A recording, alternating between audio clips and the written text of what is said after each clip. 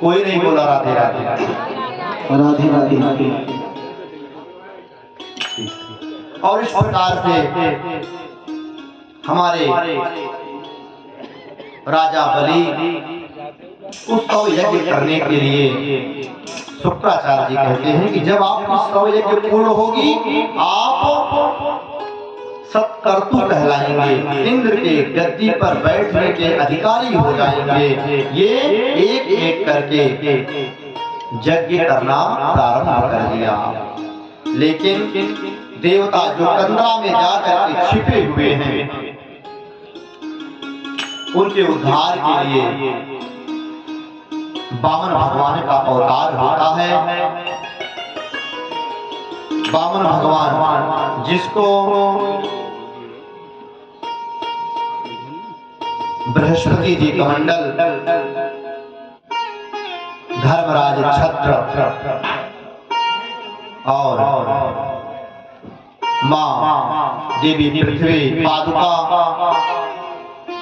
माता दिति मेखला दे करके और गुरु बृहस्पति इनसे गुरु दक्षिणा में त्रिलोक की दक्षिणा मांगते हैं कि अगर आप कुछ देना चाहते हैं तो हमको त्रिलोक का ऐश्वर्य दीजिए। वामन भगवान कहते हैं कि त्रिलोक का वैभव कहाँ है? पदेहो भौतिको नात्मा चात्मा प्रकृते नरहा तस्य के पति पुत्राता मोह एव ही कारणम। इस समय सभी भौतिक दैहिक के कारण राजा बलि एक ऐसे हैं जो विश्व विराट के रूप में जाने गए हैं। उन्हीं के पास त्रिलोक का वैभव है, आप हमसे ला कर दीजिए। भादव के महीने में शुक्ल पक्ष की द्वादशी तिथि के दिन ठीक 12 बजे वामन भगवान का अदिति माता के महल में भगवान प्रकट। छोटे छोटे चरण है, छोटे छोटे हाथ, छोटा सा मुखारविंद है, छोटी सी ग्रीवा है, 4 अंगुल का पेट है और टमाटर जैसे भगवान की गाल है, मोती जैसी दांत, जैसे मुंह इनका बटुआ। बटुआ मतलब चाहे पैसे का बटुआ, चाहे सुपारी का बटुआ। वामन भगवान का अर्थ है वामन अंगुल के हमारे प्रभु जब चले हैं राजा बलि के यहाँ, तो राजा बलि कि यहाँ यज्ञ चल रही थी। राजा बलि ने देखा तो देखा कि छोटा सा बाल हाथ में छत्र कमंडल लेकर के आ रहा है। और आज आपके इस लालमनपुर की धरती में हमारे मुख्य यजमान पंडित श्री राम नारायण दुबे जी के परिवार में भगवान वामन की अद्भुत झांकी आ रही है। सभी लोग उस झांकी का दर्शन करेंगे और जिसको राजा बलि के रूप में वामन भगवान को दान पुण्य करना होगा वो बारी बारी से करेंगे और सुंदर झांकी का आप लोग दर्शन करेंगे। आज लालमनपुर की धरती धन्य हो गई। ये लालमनपुर गांव नहीं रहा, ये लालमनपुर धाम बन गया है, जहाँ पर श्रीमद् भागवत महापुराण का पारायण हो, जहाँ पर सुंदर कथा हो, वो गांव नहीं धाम हो जाता है। इसलिए आज राजा बलि के द्वार वामन भगवान आए हैं। कहते हैं कि तेरे द्वार खड़ा भगवान भगत भर दे रे झोली, तेरे द्वार खड़ा भगवान भगत भर दे झोली, तेरे द्वार खड़ा भगवान भगत भर दे रे झोली,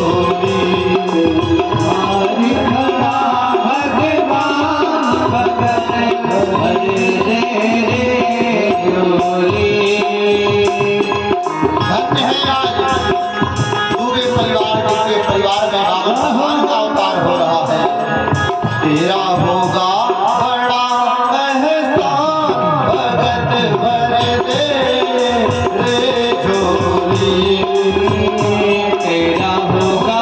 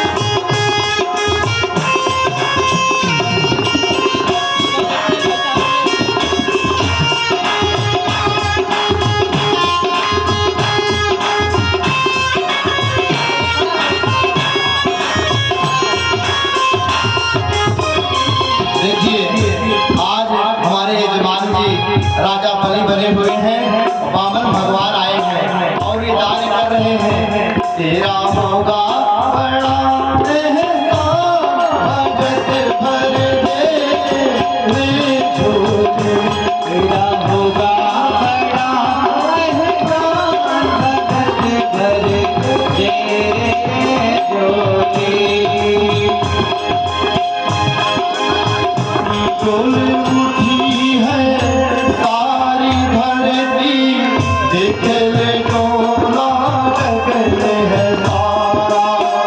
डोल उठी है सारी धरती, देख ले डोला गगन है सारा। भीख मांगने आया तेरे, भीख मांगने आया तेरे, कर जगत का पालनहारा रे। तेरे द्वार खड़ा भगवान, भगत भर दे रे ज्योति। मेरे द्वार खड़ा भगवान, भगत तेरा भर दे ज्योति।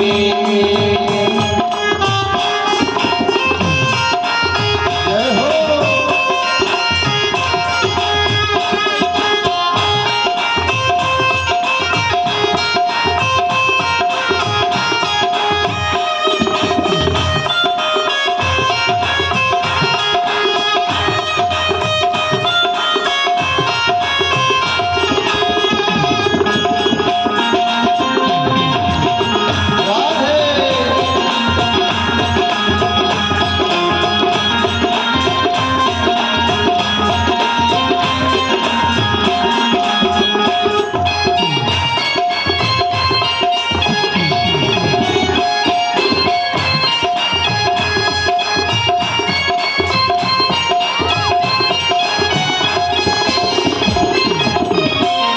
आज लालनपुर के सभी भक्त न्यौछावरी करके दान करके धन्य हो रहे हैं। कहते हैं जो बामन चरित्र में बामन भगवान को दान देता है, उसके घर में धन धान्य हमेशा भरे रहते हैं।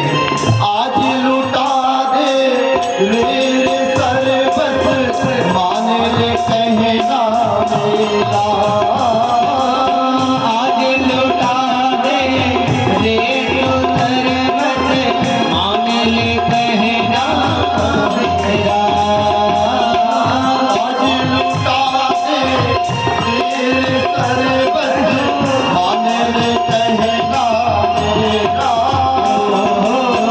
आज लुटा दे रे सर्वस, मान ले कहना मेरा।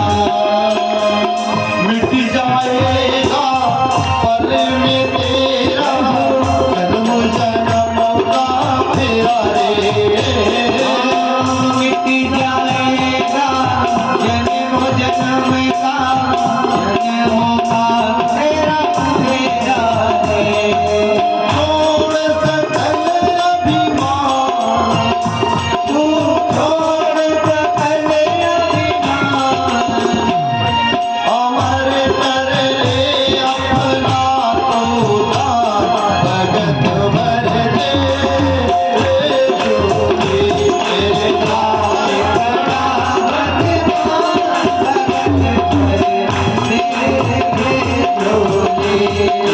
द्वार खड़ा भगवान, भगत भर दे रे ज्योति। तेरे द्वार खड़ा भगवान, भगत तेरा भर दे ज्योति। भगत भर दे रे झोली, भगत भर दे ज्योति। भगत भर दे भगत भर दे ज्योति। भगत भर दे ज्योति। भगवान की जय हो। बहुत अद्भुत स्वागत हुआ, बहुत बहुत झांकी। राजा बलि भवन भगवान का स्वागत करते हैं। स्वागतम ते नमस्तुभ्यं ब्रह्माण किं करवावते, ब्रह्मर्षिणां तपं साक्षं त्वायाय पुरं धर्म। आपका कोट कोट स्वागत। बामन भगवान देख करके गदगद हो गए। हाथ में कमंडल है, बगल में छाता है, पैरों में खड़ाऊं है और दंड लेकर के बामन भगवान परम तपस्वी यज्ञ मंडप में पधारे हैं।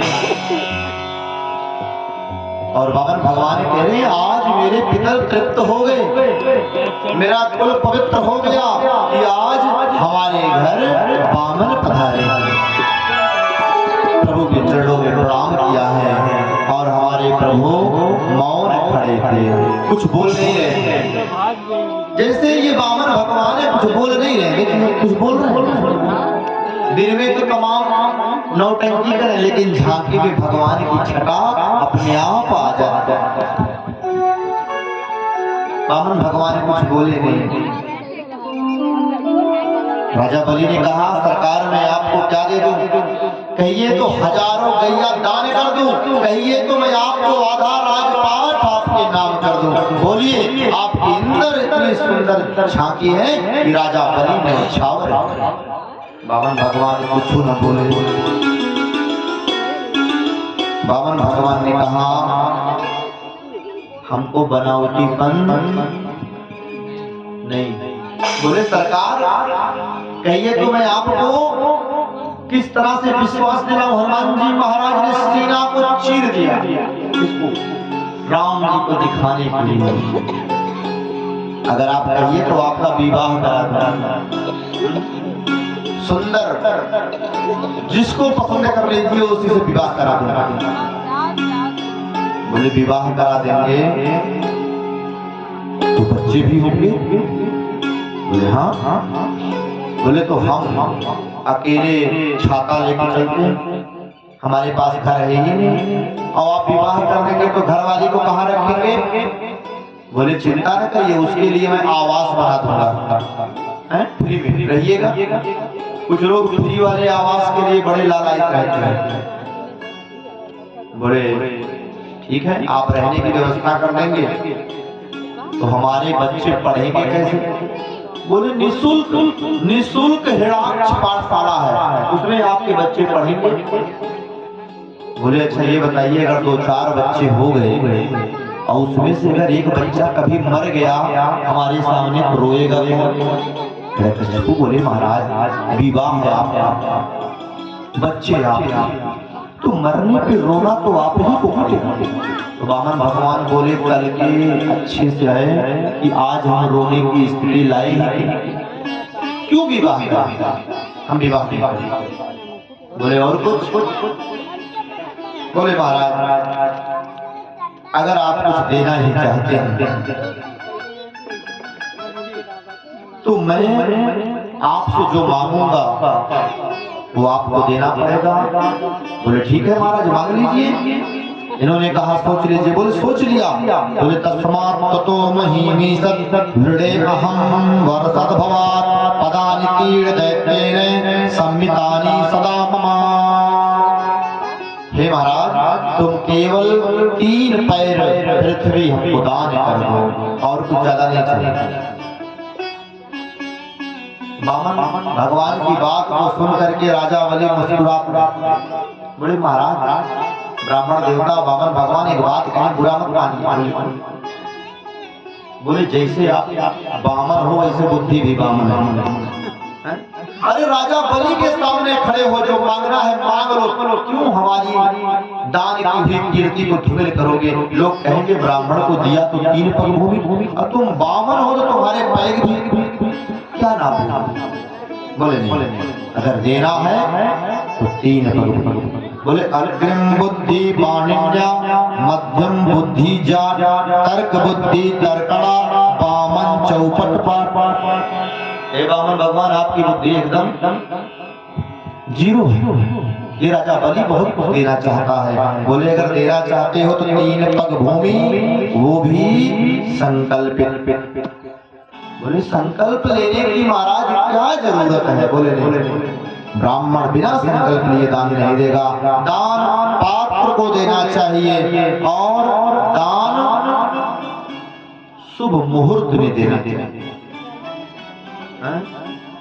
अगर दान देने वाला पूरब की तरफ खड़ा है तो दान लेने वाला उत्तर की मुख करके दान को ग्रहण करे। अगर दान देने वाला उत्तर खड़ा है तो दान देने वाला पूरब की तरफ मुख करके दान को ग्रहण करे।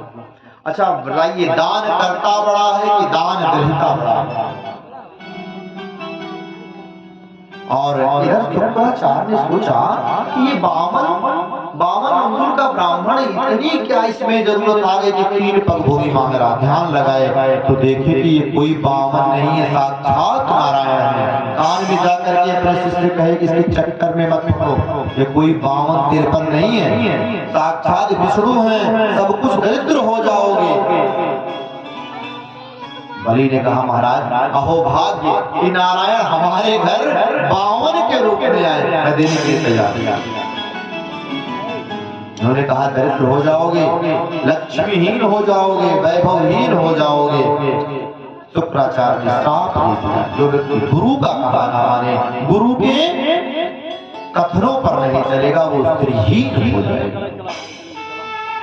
राजा बलि ने कहा अगर साक्षात भगवत दर्शन होगा, भगवत प्राप्ति भी हो, भगवत सामने हो, और अगर गुरु हमको कहेगा नहीं तुमको ऐसा नहीं ऐसा करना है, तो गुरु का कार्य केवल है मार्गदर्शन करना। जब हमको लक्ष्य मिल गया और उसके बाद गुरु कहे नहीं अब राम मंत्र न जपो, विष्णु मंत्र जपो, जब निष्ठा लग गई, लगन लग गई, तो गुरु को बदलना नहीं चाहिए।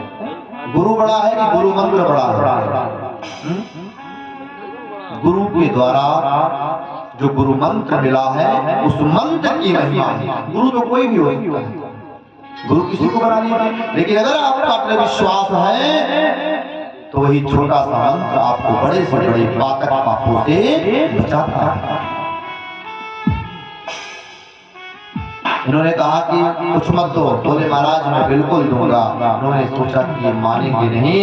भगवान संकल्प लेने के लिए तैयार हुए तो लोटे में टूटी लगी हुई है। ये भ्रमर कीट का रूप धारण करके शुक्राचार्य उस टोटी में बैठ गए और भगवान ने कुशा को लेकर के जब संकल्प पूर्ण हुआ और जल को गिराने लगे तो जल नीचे ही लगी, न जल गिरेगा न संकल्प पूर्ण होगा, क्योंकि नारायण के सम्मुख है राजा बलि, इसलिए इनके अंदर पाप या कूटनीति ऐसी कोई माया पकड़ नहीं रही है।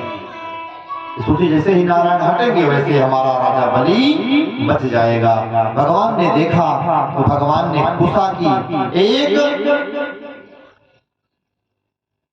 उसमें से टहनी निकाल करके उसी टोटी में दे मारी। शुक्राचार्य की एक नेत्र फूट गई, नेत्रहीन हो गए। नारायण ये उपदेश देना चाहते हैं अगर कोई व्यक्ति दान कर रहा है तो किसी को उसमें टीका टिप्पणी नहीं करनी चाहिए। अगर कोई आपसे पूछे मेरा भंडारा चल रहा है कितना दे, 1000 दे दे, तो सभ्यता ये है कि हमको ये नहीं कहना चाहिए कि 1000 दे दो कि 500 दे दो, ये आपकी इच्छा, दान स्वेच्छा से करिए, हमसे हो सकता है उसकी इच्छा 5000 देने की हो, आप एक बता करके 4 का नुकसान किए तो पाप किसके ऊपर जाएगा? बताने वाले। शुक्राचार्य की एक नेत्र भगवान ने विहीन कर दिया और ब्रह्माय रूपाय वामनाय इमाम तीड़ी पदानि पृथ्वी अहम संप्रदते। संपूर्ण होते ही भगवान ने विराट वपु का रूप धारण किया। बोले विश्व विराट भगवान की। भगवान का विराट रूप देखने के बाद राजा बलि सर उठा करके देखने लगे। भगवान का मुख दिखाई न दे रहा है। प्रभु ने एक चरण रख करके नीचे के लोक में रखा, दूसरे चरण को प्रभु ने इतना लंबा किया कि प्रभु का चरण बीच में आते ही त्रिलोकियों को पार करके परमात्मा का चरण ब्रह्मलोक में जा पहुंचा। ब्रह्मा जी ने प्रभु के चरणों को अपने कमंडल के जल से धो करके भर लिया। श्रम जल बिंदु कमंडल राख्यो, भवन के चरणों के जल की गंगा को ही नित्या माना गया है। ब्रह्मा ने प्रभु के चरणों को पखार करके अपने कमंडल में भर लिया। श्रीमती गंगा महारानी का प्रादुर्भाव वही माता गंगा है जिनके जल को मस्तक पर स्पर्श करने से हम कृतार्थ होते हैं। भगवान जी ने जामवंत जी ने भगवान की प्रदक्षिणा की। दैत्य लोग प्रभु को मारने के लिए दौड़े। राजा बलि ने कहा कि प्रभु हैं, इनको आप लोग किसी प्रकार का दंड नहीं दे सकते हैं। प्रभु नापने लगे, अतल वितल सुतल तलातल महातल रसातल सब कुछ भगवान 14 भुवन को दूसरे ही लोग नाप दिए। ब्रह्मांड फूट गया, चिन्ह से धारा निकलने लगी, फिर भी त्रिलोकी का जो धन है समाप्त हो गया। राजा बलि ने कहा कि प्रभु अब बोले तुम हमारे दोषी हो, 2 ही पग में तो सब कुछ समाप्त हो गया, हमने नाप दिया, अभी एक पग बाकी है। भगवान के पार्षद ने राजा बलि को बंदी बना करके भगवान के चरणों में पटक दिया। ध्यान दीजिए, अगर संकल्प हो चुका है, दान कर चुके हैं और दान की सामग्री अगर आप अपने पास रखते हैं या दान में सोचते हैं अरे बाबा इतने लेने तो कल्याण नहीं होना है, वो धर्म नहीं बल्कि और आप अपने पाप को बढ़ा लेते हैं।